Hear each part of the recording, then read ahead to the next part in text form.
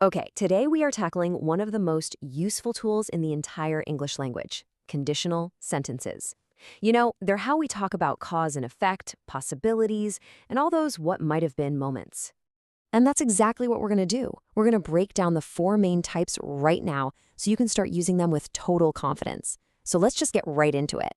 At their heart, conditionals are really just the language of what if. They're what let us talk about everything from universal truths and, scientific facts to our biggest dreams and maybe even our deepest regrets. And this chart right here, this is going to be our roadmap. We're going to walk through each of these four types one by one.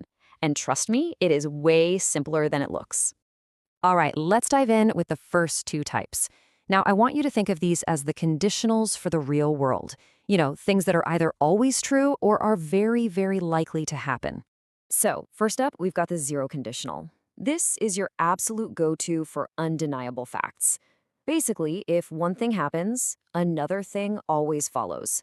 It's the conditional of science, of rules, of pure logic. And check out the formula, it couldn't be easier. It's just if plus a present simple verb followed by another present simple verb. Simple cause, simple effect, that's it. So, for example, if you heat water to 100 degrees Celsius, it boils. I mean, there are no exceptions to that, right?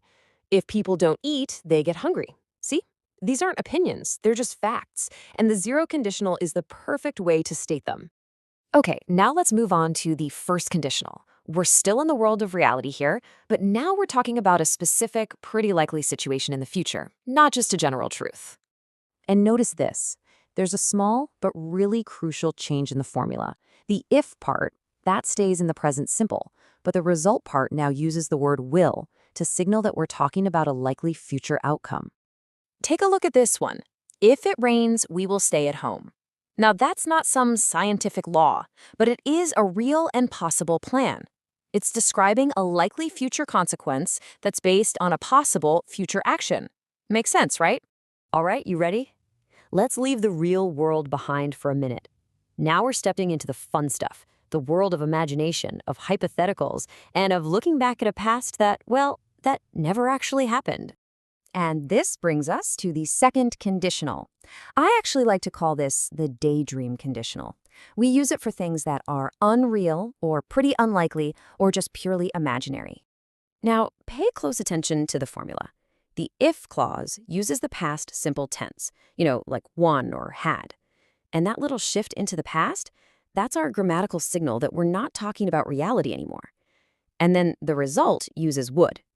So you get sentences like, if I won the lottery, I would buy a big house. I haven't won it, but I'm imagining. Or how about this? If I had wings, I would fly around the world. We are deep in hypothetical territory here, just imagining a different present or a different future. And finally, we have the third conditional. This one is our time machine. We use it to look back at the past and imagine a different outcome. And yeah, it often comes with a sense of regret or just reflection. Now, this formula looks a bit more complicated, I know, but that's because it's doing something really complex. We use the past perfect, that's had plus the third form of a verb, like had known, to talk about an unreal past. And then the result uses would have to describe the unreal past result. So these examples are all about a past that we just cannot change. If she had studied, she would have passed. But the reality is, she didn't study, so she didn't pass. The third conditional is what lets us talk about that alternate impossible past. So that's a lot to take in. How do you keep it all straight? Well, let's pull everything we've just covered together into one simple, powerful cheat sheet. And here it is, your complete guide all in one glance. The zero is for facts. The first is for real possibilities. The second is for daydreams. And the third is for looking back.